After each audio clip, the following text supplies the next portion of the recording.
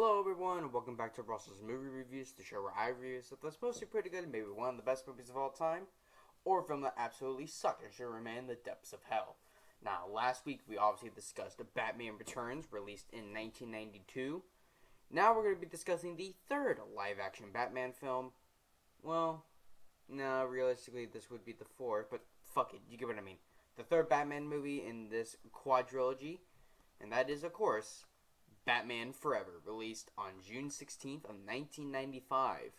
Now, to give a little bit of backstory about my personal history with this film and what led up to this film being made is due to, Warner Brothers, Batman Returns did well at the box office, so they're like, okay, greenlight a third one. So, but then they were like, well, people really didn't like the dark aspect of Batman Returns. So let's make a more lighthearted Batman movie.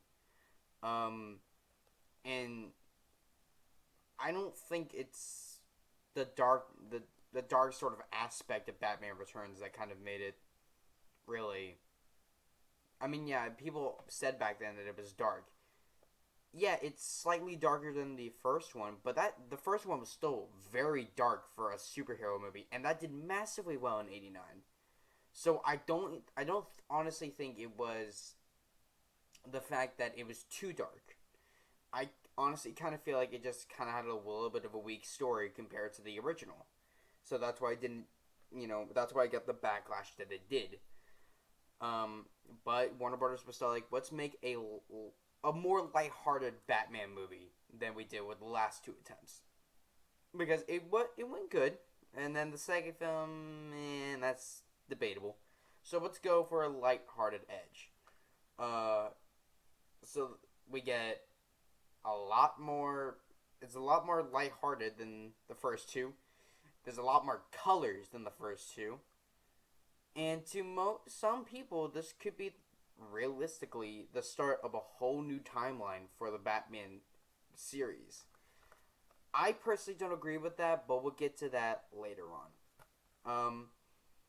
But realistically, I guess, maybe going in a lighter direction maybe was a better option because this film had a budget of $100 million.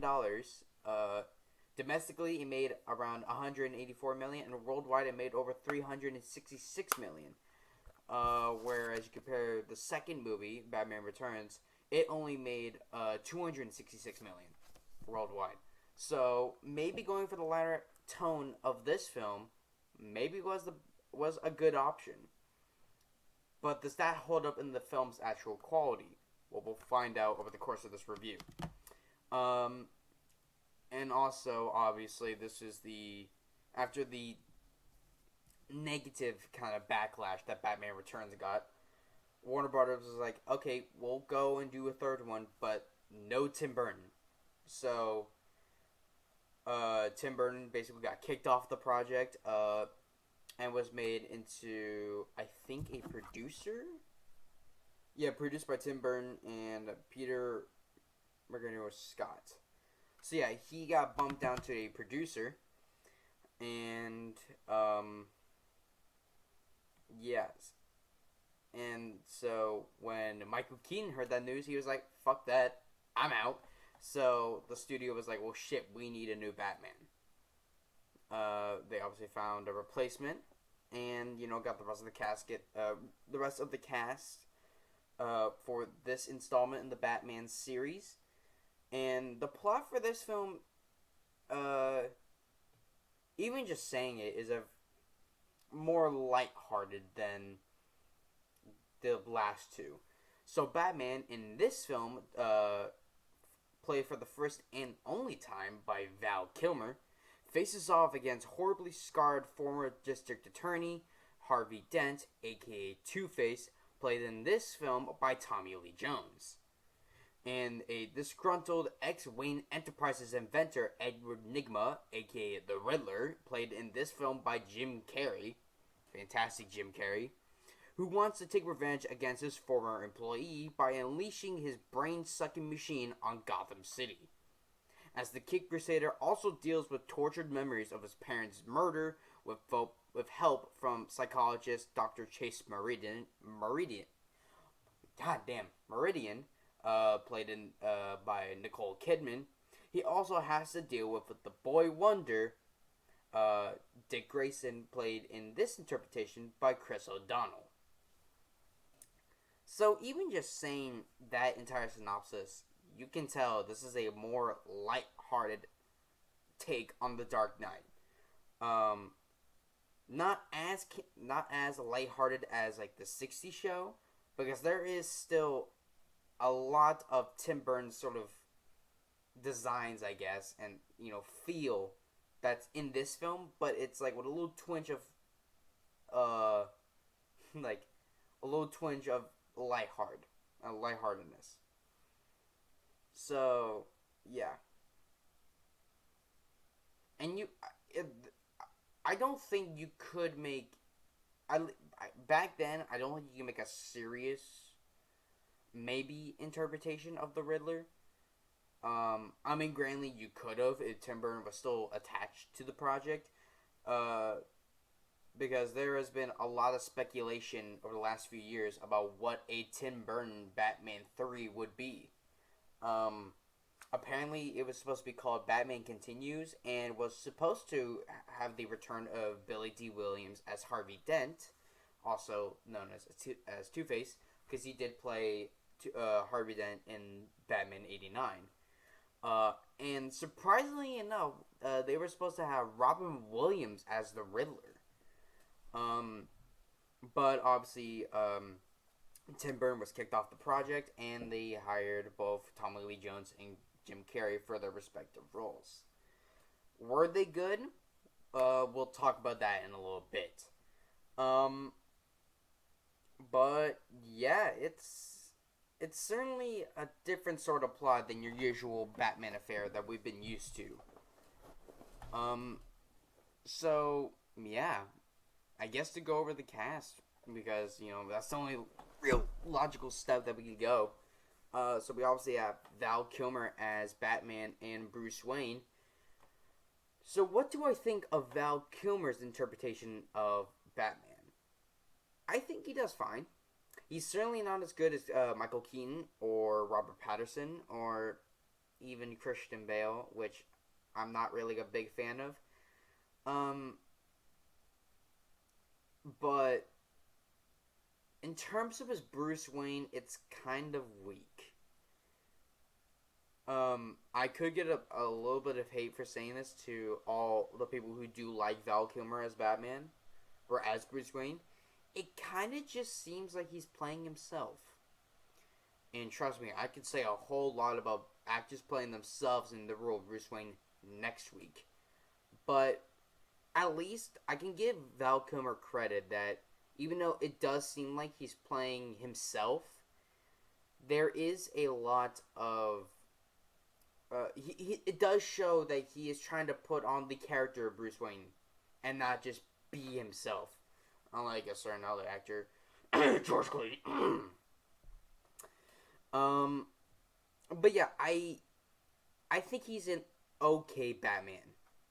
He does good in the Batman as Batman, and he looks great in the suit. But as Bruce Wayne, he's kind of forgettable. So yeah. We have the fantastic Jim Carrey as the Riddler and also as Edward Nygma. Now, I love Jim Carrey. I love him in Ace Ventura. I love him in Dumb and Dumber. And I even have to say I love him as Dr. Robotnik in the Sonic movies. Well, Sonic the Hedgehog, because I have not seen Sonic 2 yet. I will eventually, and that might be somewhere in this season. As a review. Just saying. But as the Riddler, I'll have to be honest, I was kind of disappointed. It kind of feels like they tried to make Jim Carrey,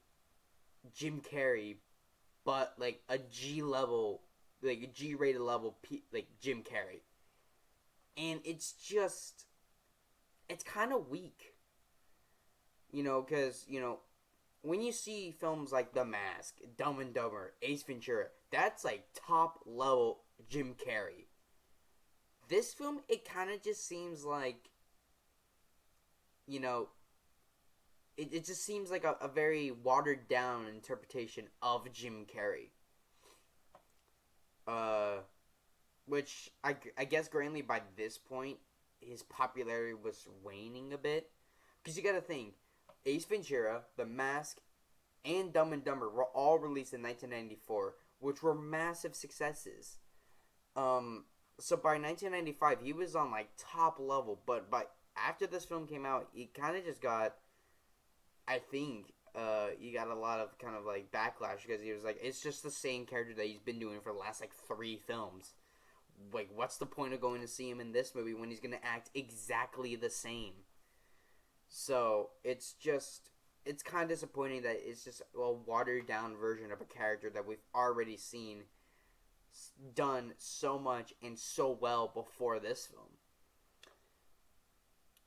And then we have Tommy Lee Jones as Two-Face. Now, I'll be honest, Two-Face is one of my least favorite villains in terms of the Batman, rogues gallery of villains. Because you have the Joker, you have the Riddler, you have Poison Ivy, you have Two-Face, you have Killer Croc, Clayface, a whole bunch of very interesting characters. And in terms of media, interpretations of Harvey Dent / Two-Face, we haven't seen a whole lot. I think the only one that really got the character down to a T, and I personally enjoy, was in Batman the Animated Series, where they had basically almost the entire first season was a story arc between Bruce Wayne / Batman and Harvey Dent before he turns into Two-Face later on in the season. And that's the perfect interpretation, in my opinion, of Two-Face. And then, I honestly, when I first rewatched Batman 89 for this set of reviews, I was like, I know where this goes. But I'm just honestly really excited to see what Billy D. Williams can bring to the Two-Face character. And then just to see him get side-shafted, and then all of a sudden you just get Tommy Lee Jones, who, I'm really not trying to sound in the wrong here, but you go from a black guy to a white dude. How the fuck do you do that? Like, did they simply just not care about the continuity? Like, I genuinely do not get how you go from Billy D. Williams to Tommy Lee Jones. And yes, I know that people are going to criticize Billy D. Williams because he's only Harvey Dent. And I think that, they would have improved upon his character in... Yeah, because I think he was supposed to... You know what? Fuck it. I'm going to mention it now. This was supposed to be one of my fun facts. But you know what? I'm going to go into it now because... Fuck it, But I think he was supposed to return in Batman Returns, and Warner Brothers had to pay him a fee because they didn't, hire him for Batman Returns. And then when this film came along, he was like, yes, I can't wait to, finally get to play Two-Face. And supposedly he signed a contract where he was like, okay, well, I'll start in Batman in 89. And then I'll reprise the role of Two-Face in subsequent sequels. Apparently, Warner Brothers from what I can tell, Warner Brothers bought the contract to basically get Tommy Lee Jones to have the role of Two-Face. I genuinely do not get... that just does not seem right to me. And I think there's a whole bunch of fan theories and fan speculation about why... Billy D. Williams did not get the role of Two-Face in Batman Forever, and was eventually replaced by Tommy Lee Jones. But I would have loved to see a Two-Face a Billy D. Williams version of Two-Face. And you want to see how that how that could possibly play out. I have a link in the description to a video where a group of people have actually made a whole Batman Forever plot where it was like, what if Tim Burton did Batman Forever, and it had Michael Keaton as Batman, Robin Williams as the Riddler, Billy D. Williams returning as Harvey Dent / TwoFace, had a completely different Robin than what we have in this film, and I honestly do think you should go and check it out. It's an hour and 40 minutes YouTube video, so you might want to get a drink and some food to go and watch that, but I highly do recommend that. But anyway, if we just if we forget that Harvey Dent even appeared in the original in Batman '89 and solely focused on Tommy Lee's performance, if I have to be completely honest, it's a terrible performance. It just seems like a knockoff fucking Joker. And we already had the Joker in Jack Nicholson, and he was perfect in it. And then you just go and kind of shit on that character by shitting on another character in the form of TwoFace. By having this guy who laughs and makes weird ass noises. If you don't believe me, go and watch the movie for yourself. 90% of Tommy Lee Jones' screen time is him either laughing or making weird ass faces and noises. And it's just, what the hell? And granted, Jim Carrey also does that too, but that's kind of acceptable because it's just, that's Jim Carrey. This character is not supposed to be laughing and a Joker kind of character. He's supposed to be angry and pissed off. And what is this character? It's just another version of the Joker. Like, what the hell? Oh, I just have to get that off my back. And I know I'm going to be going in a fury next week when I talk about Batman and Robin, because that film, I can't wait for that one. Anyway, so let's move on from that and move on to the other characters, because this is an interesting one that I might get some backlash for. Chris O'Donnell as Robin / Dick Grayson. In this film, I like him. It's basically, what if we made Dick Grayson Robin when we first got introduced to him in the comics, but made him Nightwing Gold, like 17, 18. And I feel like that they did a very good job at making that sort of character. They totally shit on his character in Batman and Robin. But for this film, I like him. I totally believe that in the emotional scenes with him very early on, when we do see his reaction to his family's death, it's like, it hit me a bit, because I'm like, wow, I feel what this character feels right now. And like that, I rarely get that sort of thing. And like I said, they totally shit on this character in Batman and Robin. But for this film, I personally like what they did. So, I gotta give it props to Warner Brothers, or mostly Joel Schumacher, who is the director for this film and for Batman and Robin. But he did do a good job in making the first real live action interpretation of Robin in the film series. We have Nicole Kidman as Chase Meridian, or Dr. Chase Meridian. She's pretty forgettable in this film. She basically just has the hots for Batman almost immediately when she sees him, and is basically trying to chase him down throughout the entire film. And it's just weird.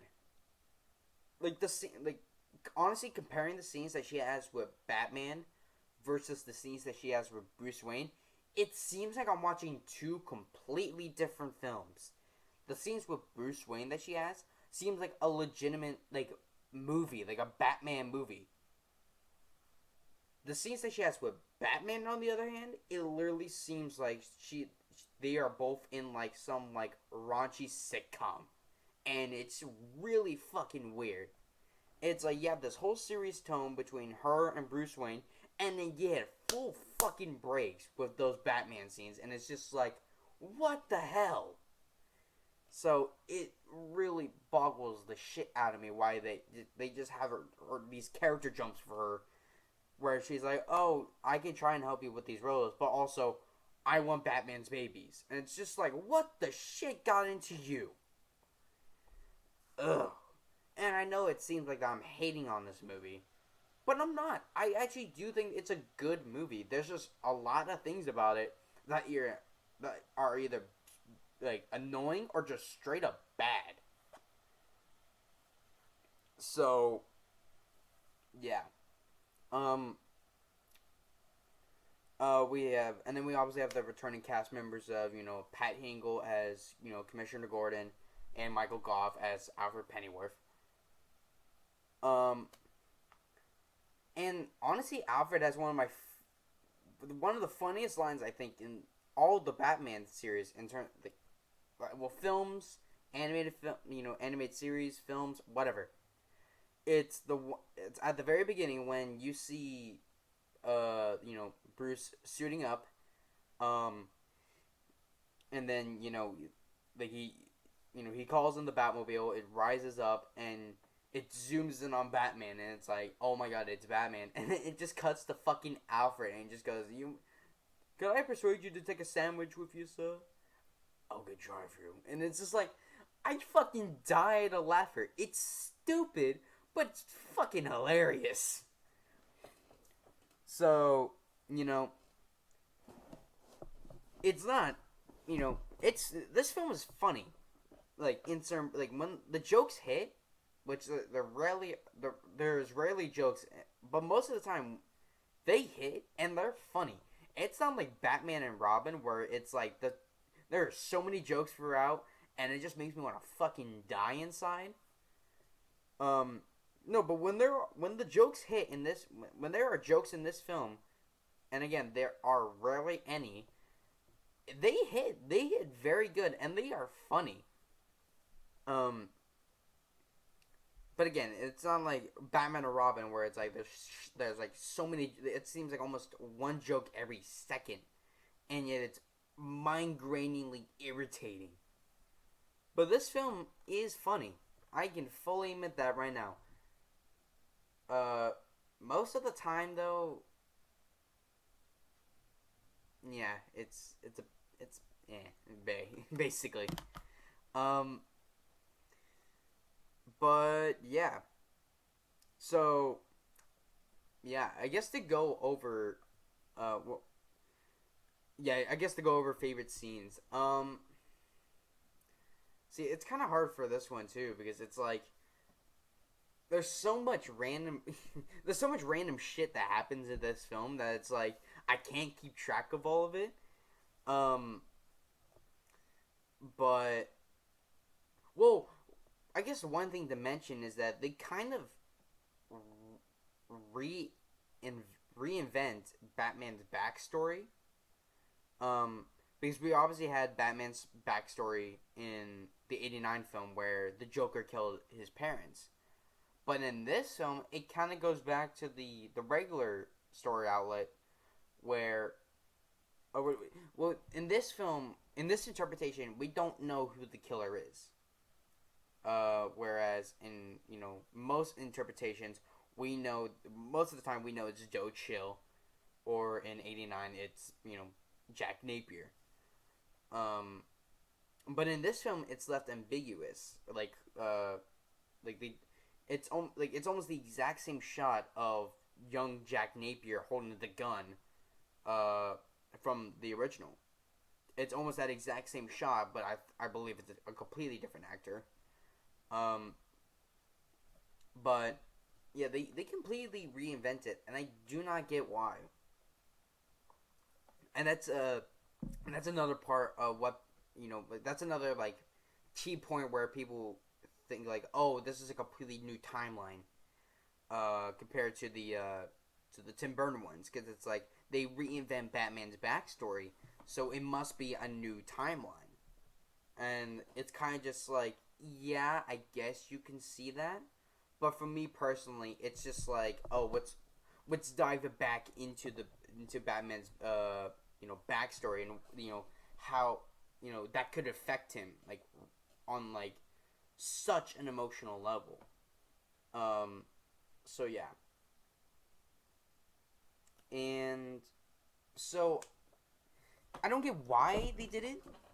But they went back to Batman's sort of backstory aspect of the plot, but it's it's all right, really. But to go back to my favorite scenes, I guess to really say my favorite scene, would probably have to be when the whole fight sequence in like the party when Edward Nygma has like, oh, I'm releasing my new version of the box, which basically it's the it's the machine that I was talking about in the summer, where basically it's this box, which it really isn't a fucking box. I don't even know what to describe it. Probably, I don't know if I could pop up an image right now. I probably could, but um, basically he sells it to the whole city of Gotham, and basically has them put them in every single person's house. And when the TV's on, or when he activates his machine, it basically goes into the brains, sucks out all the information from their brains, and if he puts a device on his head, more realistic, more accurately, his forehead, then he gets all of that knowledge. Basically, making him like the most intelligent person in the world. Um. So yeah, and Bruce almost gets his identity revealed, which I mean technically it does. But like I mean like full out like, oh, he is Batman. Like it shows like images of like bats and like the backstory, but it never full out. It's like, I am Batman. It's like it's nearly there, and then TwoFace breaks into the party, destroys the giant version of the box, which cuts Bruce Wayne out of the thing, and then has him basically transform into Batman and beat all the Joker's goons. Um, my least favorite scene, and I do have one, and trust me, I could say a whole lot about least favorite scenes next week, but least favorite scene, no doubt in my mind, it's that rooftop sequence where it's probably the most infamous scene in the entire film, where Batman, he sees the bat signal and he's like, all right, well, I gotta go. And he goes to the bat signal and he's like, where's Commissioner Gordon? And he turns around and big Commissioner Gordon's in his pajamas. Or actually, no. He's like, okay, where's Commissioner Gordon? I thought there was crime around here. And he turns around and it's Dr. Chase Meridian. And they basically, Meridian's trying to is in like a sexy sort of way where she's basically only in like a garment and kind of talking in a sexual way to Batman. I'm just like, what the fuck is this? I did like the joke or the reference that they made to Catwoman, where she's like, oh no, like she's saying something and like about something going to dinner or some shit like that, and then she goes like, or do I need like black silk tie leather and a whip? And I'm like, oh, that's cool. They made a reference back to Catwoman, but the scene's still really fucking weird. But then it all kind of gets alleviated when fucking Commissioner Gordon comes in and with his fucking pajamas and a coat and his hat, and he's like, oh, I saw the bat signal and I thought someone called it. And I'm like, okay, thank God you came here, because that totally just, made me not see what the fuck was gonna happen right there. And that would have scarred me for life. But yeah. So, I guess to go over the other fun fact that I have. So the first one, or technically the second one, was about the whole Billy D. Williams TwoFace situation. And the second fun fact, which is kind of infamous, when you're doing research for Batman Forever, is that I think Jim Carrey has said this on numerous like interviews. Did he even do like a commentary track? No, I think he did an interview with someone, and he specified this because on the Blu-ray here, there's only a commentary track by director Joel Schumacher. Deleted scenes, Riddle Me This, Why is Batman Forever? Shadows of the Bat, the cinematic saga of the Dark Knight, Part 5. Beyond Batman documentary gallery, Seal, Kiss from a Rose, music video, the heroes and the villains profile galleries and theatrical trailer. So, but anyway, Jim Carrey said about I want to say 5-6 years ago on an interview, he basically said that me and Tommy Lee Jones Tommy Lee Jones didn't like me on set. They apparently didn't get along with each other that much, and it even got up to a point where Tommy Lee Jones, I think, pulled Jim Carrey aside, and he's like, "Hey, I really don't like you. I hate you, and I hate your movies." And it's like, damn, bro, like, chill out. So, yeah. So maybe that's why they didn't bring him back for any more Batman production, because they realized, oh yeah, Tommy Lee Jones is also a douche. One final thing to mention before we wrap this whole thing up is we have a new composer this time. So if you remember that the last two Batman movies, we had the fantastic scores by Danny Elfman, who is a god of movie composers in terms of superhero scores. He did Batman. He did the theme for Batman the Animated Series. He also did the theme for the Flash TV series in 1990. He also did I think he did either the theme or the entire soundtrack to Dick Tracy. And I'm pretty sure that's about it, I think. But yeah, anyways, fantastic scores for both Batman and Batman Returns by Danny Elfman. Obviously, with the direction, the change in direction for this film, they had to obviously hire a new composer. So they went with Elliot Goldenthal, who, if you guys are movie fans, you guys know he did the fantastic score on Alien 3, which actually came out 3 years before this one came out. So what do I think about the score for Batman Forever? It's good. It's not bad. It's not great. It's good. Is it as good as the Tim Burton duology? Fuck no. Is it as good as The Dark Knight? Maybe a little bit more. But is it as good as the Robert Pattinson film or like the Batman score? Maybe a little less. But it's not bad by any means. I think there was an expanded edition released like in 2010. But I think it's sold out by now. And there's probably a lot of bootlegs now of the complete score. So, yeah. So, best bet, try and find the complete score online on like YouTube or something like that. So, yeah. Oh, well, actually, one more thing, or a couple more things to talk about before I wrap this whole thing up, and I'm actually being serious about this, is both the suit and the Batmobile. So let's talk about the suit first, because there are technically two different suits in this film. We have the regular Batman suit, which appears throughout most of the film. It's a good mixture. It's a good variation of like the Batman Returns suit, and I do like it. It's not as good as the two previous suits that we've had, but it's not a bad one. The second suit, on the other hand, I'm not really a fan of. It does have a purpose in terms of the story, but it was kind of almost like they made it so that they can make another toy of Batman. Granted, it's not Batman and Robin level bad, but it's not a favorite of mine. It does serve a purpose in terms of the final act, where it's like basically the final battle, which might be honestly another favorite scene of mine. where Batman's like, "Oh, I got another riddle for you. I got a riddle for you, Riddler." And he's like, "Oh, okay."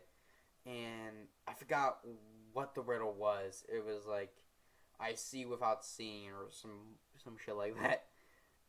And he's like, "What am I?" And the Riddler's like, "Oh, this is easy. You're as blind as a bat." And he's like, "Exactly." And he just throws like this battering, and he fucking shatters the giant model version of the box again. So yeah. And now let's talk about the Batmobile in this film. Same series of Hot Wheels that I managed to get this one from. So what do I think about this Batmobile? It's alright. It's not as good as the Tim Burton version. Probably not as good. Yeah, not as good as the Robert Pattinson version. And probably honestly not as good as the Tumbler from the Dark Knight trilogy. But it's not a bad Batmobile. I certainly prefer this over fucking Batman and Robin, which unfortunately I do. I mean, I don't have a model of it to show off, but maybe next week I could throw up an image of it and show you how hideous it looks. But anyway, we're not talking about that one. We're talking about the Batman Forever Batmobile, and it's not that bad. And I fucking just dropped it. I hate the fact that giant ass fin on the back. It literally looks so retarded that it's just like, what if like you're trying to drive in like a very narrow bridge? That shit's getting fucking scraped to shit. So yeah, I'm not the biggest fan of the rear, but overall it's not a bad one. And the same thing where it's like the thing opens up. I hate the fucking chrome in there. I don't know why they did chrome for this, because I don't think in the movie, because we do get a close-up shot of the interior when the Riddler is throwing like bombs in the Batcave. It does not look fucking chrome, like on this fucking, like look at that. That shit's all chrome. I do not get why. Although I think the reason why they made the cockpit chrome was to match all the chrome that they had to do on like the bonnet and like on the sides. So I think that's my only guess why they made it. If that's not it, then it's really a stupid fucking reason why they made it chrome, because it shouldn't be. It should just be like a dark leather, like the 89 one. But yeah. So yeah, it's not that bad. It's just not my personal favorite. Over there. So yeah, final thoughts on Batman Returns from 1995. It's a good Batman movie. It's not the best, certainly not the worst, but it's right down the middle for me in terms. It's just straight average. Like, honestly, in terms of all of the Batman movies, I'm probably gonna be discussing for this Batman marathon. Or actually, no, I should probably call it something Batman related, like a Batathon. Oh god, that shit. Fuck it, I'm gonna go with that. Out of all the movies I'm gonna be discussing for my first Batathon, this one is probably the one I could probably go back to the most, because it's honestly so rewatchable. You know, where the Batman and Batman Returns, it's kind of like I need to be in the right mood to watch those. And Batman Forever, Batman and Robin, I'm probably never gonna watch ever after I'm done with that review, unless it's for like a charity stream or some shit like that. You know, I watch that ironically, you know, because I know it's how shit it is. But this film, I can honestly put on the background while I'm doing something, like doing some chores, and being like, you know what, I can put this on in the background. It's fun. There are a shit ton of problems with it. I cannot lie about that. But it's not a bad Batman movie. It's certainly not the worst, but it's not one of the best. It's right down the middle. It's an average for me. So I'm gonna give this film a C. It's a pretty average Batman movie, but it's a pretty good movie overall, and I do recommend it. To kind of say, hey, watch this film, and this is what Batman and Robin should have been. Like, this sort of level, not full out what that film did, which I'll be discussing next week. So anyway, guys, I hope you guys enjoyed this week's Batman review. Stay tuned for next week for the final part of my first Batathon, where I'll be discussing Batman and Robin. Oh boy. Alright, I gotta get mentally prepared for that one. Anyway, hope you guys enjoyed this week's Batman review. You can click down on my username to go to my channel, or click on my profile here, whatever. Make sure to hit that subscribe button and hit that bell icon to get notified when future videos are coming out. And you can click over here to watch the latest 2 videos.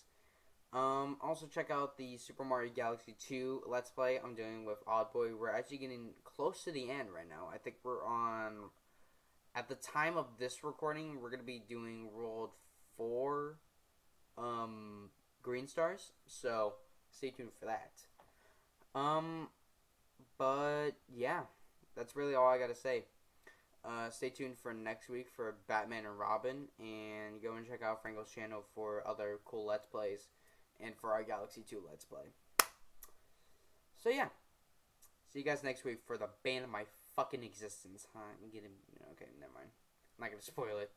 But yeah, hope you guys enjoyed this review, and stay tuned for next week for the Batman and Robin review. Live long and prosper. Out.